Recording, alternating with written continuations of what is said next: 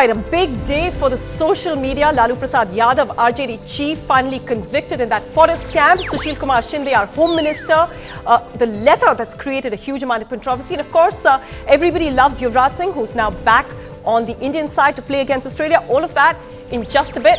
Now, it's a matter of days when the government will withdraw that ordinance that left them completely red-faced last week. That ordinance, which was hurriedly cleared to protect MPs and MLAs from disqualification after being convicted of a crime punishable by more than 2 years. But it was completely rubbished, remember, by their own party's Vice President Rahul Gandhi.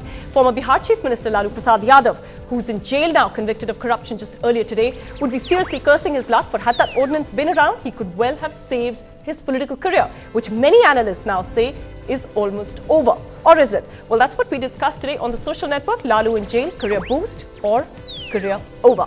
Now, before we introduce our special guest for the day, let's quickly look at some of the video blogs that you, the viewer, have sent us. I think judicial reform is the need of the hour, as numerous such cases against other big netas are pending for too long in this country. The independence of the CBI is also an important aspect.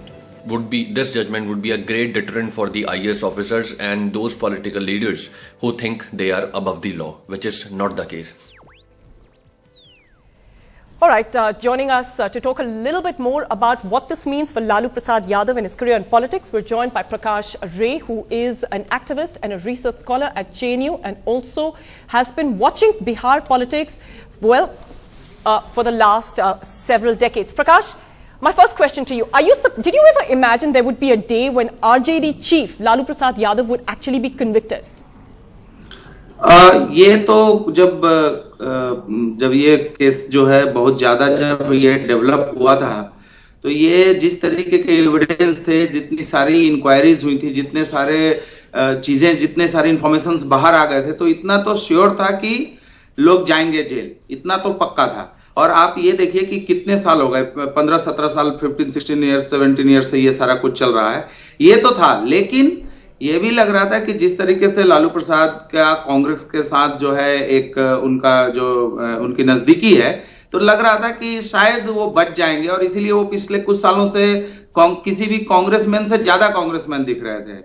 तो definitely थोड़ा सा shocking तो मैं नहीं कहूंगा, लेकिन हाँ, एक दो चीफ मिनिस्टर को कन्विक्ट हो जाना डेफिनेटली एक हमारे डेमोक्रेसी में तो एक अजीब सी घटना तो जरूर है। काफी बड़ी बात है। प्रकाश, आज बहुत सारी चर्चा हो रही है सोशल मीडिया पे, आप बहुत एक्टिव हैं सोशल मीडिया पे, इतनी चर्चा हो रही है कि इसके बाद लालू प्रसाद यादव और उनकी पार्टी आरजेडी का बेसिकली पॉलिटिक्स में क्या रोल रहेगा। बहुत लोग कह रहे हैं कि अब ये that his career is now over, but a lot of people are also saying that this is in fact, this could possibly be a new lease of life for a party that has basically been in the downslide now for the last several years that Nitish Kumar has been in power. देखिए, जो लोग ये कह रहे हैं कि लालू प्रसाद का या उनकी पार्टी का पॉलिटिकल कैरियर ओवर हो गया है, वो ये पहली बार नहीं कह रहे हैं। वो अगर आप उनका रिकॉर्ड देखेंगे तो वो पहले भी कह रहे थे। लेकिन हमको देखना चाहिए कि बिहार में पिछले कुछ महीनों से, खासकर जब से नीतीश कुमार से बीजेपी ने विड्रॉ किया है, उसके बाद से वहां का पॉलिटिकल एटमॉस्फेयर जो है बिल्कुल चेंज हो रहा है। और उस चेंज में लालू प्रसाद ने लगातार रैलीज की हैं, मीटिंग्स की हैं, उन्होंने लोगों से फिर से जाके माफी मांगी है अपनी गलतियों के लिए, कमियों के लिए, और वो लगातार कनेक्ट कर रहे थे। और हमें नहीं भूलना चाहिए कि बाई इलेक्शन में उनका कैंडिडेट बहुत ही बम्पर मेजॉरिटी के साथ लोकसभा में जीत कर आए, जो महाराजगंज सीट पे पिछले महीने, कुछ 2-3 महीने पहले जो इलेक्शन हुआ।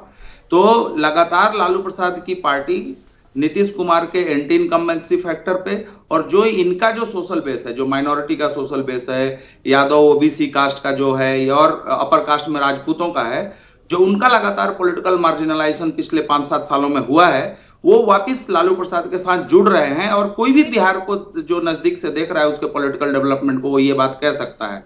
तो इतना तो जरूर है कि लीडर का नहीं रहना अपने आप में किसी भी पॉलिटिकल फॉर्मेशन के लिए एक परेशानी की चीज है, लेकिन मैं ये समझ रहा हूं कि आरजेडी में ऐसे लीडर्स हैं जो उस पार्टी को आगे ले जा सकते हैं। और मुझे लगता है कि लालू प्रसाद का कन्विक्शन उनके अपने सपोर्ट बेस में एक इमोशनल जो है इमोशनल माहौल बनाने में जो है मदद करेगा. So you're saying basically he's going to get a lot of sympathy wave with this. Prakash, I want to ask you, in 1997 when Lalu actually stepped down and then he made Rabri Devi the Chief Minister of Bihar at that time, do you think this is now going to pave the way? Maybe we're going to see some other member of his family perhaps take over in his place, or there are talks about the fact that he could proxy rule the RJD as he did the government at the time. देखिए, लालू प्रसाद के पास कोई option नहीं है कि वो बाहर के जो उनके फैमिली से बाहर के जो लीडर्स हैं उनके हाथ में वो ऋण नहीं दें. उनके पास कोई ऑप्शन नहीं, उनको ये करना ही पड़ेगा. और पहले क्या था कि राबड़ी देवी अपने दो भाइयों के सपोर्ट से पार्टी को और गवर्नमेंट को कंट्रोल कर रही थी. वो दोनों ही भाई जो हैं आज के डेट में उस तरीके से एक्टिव नहीं है, और साधु यादव तो दूसरी पार्टियों में भी हैं, शायद वो नरेंद्र मोदी के साथ जा रहे हैं. ऐसी स्थिति में लालू प्रसाद को अपने ओल्ड टाइमर्स जो लॉयलिस्ट रहे हैं, और खासकर ऐसे लीडर्स जैसे प्रोफेसर रघुवंश सिंह जो मिनिस्टर रहे यूपीए 1 में और जिनकी बहुत जबरदस्त क्रेडिबिलिटी है, और स्ट्रॉन्ग एंटी लालू वेव में भी वो लोकसभा से जीत कर आए हैं, वो लोकसभा के मेंबर हैं. इसी तरीके से जगदानंद सिंह है, अब्दुल बारी सिद्दीकी हैं. तो मुझे लगता है कि उनके पास लीडर्स की कोई कमी नहीं है, और उनको जो है रिस्पॉन्सिबिलिटी देनी ही पड़ेगी, तभी आरजेडी का कोई फ्यूचर है. और बाकी तो मैं नहीं देख रहा हूं. हाँ, इतना जरूर है कि उनके दोनों बेटे भी तैयार हो चुके हैं, दे आर एक्टिव. वो भी काफी रैलीज ऑर्गेनाइज करने में और लोगों के साथ मिलने जुलने में काफी एक्टिव हैं. लेकिन डेफिनेटली उनको लीडरशिप नहीं लेना चाहिए. और लालू प्रसाद डेफिनेटली उनके पास कोई और ऑप्शन नहीं है, वो और लीडर्स को उनको लाना ही पड़ेगा आगे. All right, Prakash, and of course, one of the things, again, that's being talked about a lot is who can possibly match the persona of Lalu Prasad Yadav. But we'll have to leave it here. Thank you, Prakash, for all of that perspective on what's going to play out at Bihar politics and, of course, in the run-up to 2014. Now, the other big politician who's creating quite the buzz on social media today is Home Minister Sushil Kumar Shinde. Why? Well, he's written a letter to chief ministers of all states today asking them to ensure that no innocent Muslim youth is wrongly detained in the name of terror. And of course, there's been a huge outrage online with many questioning why he's singling out one community in the first place at all. And many others are saying this is minority politics ahead of the 2014 elections. Well, what does it all really mean? We're joined now by Sameer Khan, who's a playwright, and he joins us from Pune on a video call. Sameer, again, you're somebody who watches the social media very closely. You've been watching a lot of the reaction that's been playing out in the wake of that letter and the news. All right, we seem to have lost Sameer Khan, but of course, we're going to try and bring him back. I just want to bring up a few tweets that have in fact been coming in on that particular story. Abhijit Majumdar in fact tweeted and said, Shinde could have simply said, don't detain anybody illegally, not just Muslims. Blatant communalism hasn't helped Muslims in the last 66 years. And many others are also talking about the fact that this is just plain and unfortunate vote bank politics being played by Mr. Shinde as the Home Minister. All right, well, the other person who's made a huge amount of buzz today on Twitter, and really you can see why it's actually raining men on social media today.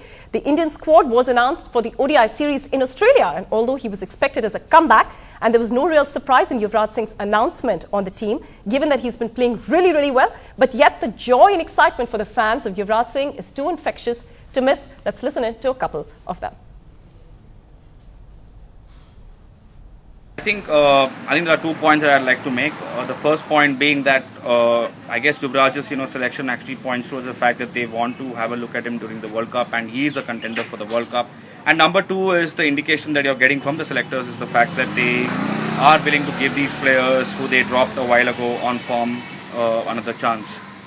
Dinesh Karthik may be a bit unlucky because he hasn't been too bad since his comeback during the ICC Champions Trophy.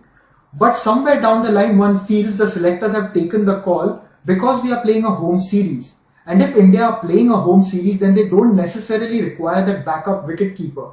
If they were going overseas, then it would have been a different case because you need a backup for Dhoni there.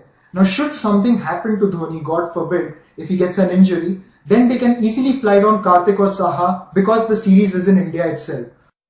All right, now let's return to Sameer Khan, who's joining us on a video call from Pune on that letter that was written by Home Minister Sushil Kumar Shinde. Sameer, I just want to ask you first, what do you make of this letter? It's come too late, and it's almost near the election time. To me, it seems more like a rhetoric than anything concrete. So rhetoric, you're saying, by the Congress. A lot of people on social media, Samir, are questioning why on earth is the Home Minister singling out a particular community? I mean, if you want to say that nobody should be unnecessarily detained in cases of terror or in any other cases, there should be justice for everyone. Why one particular community? Well, first of all, let's be frank here. I mean, whoever Muslim or anybody who is involved in terror has to be dealt with firmly.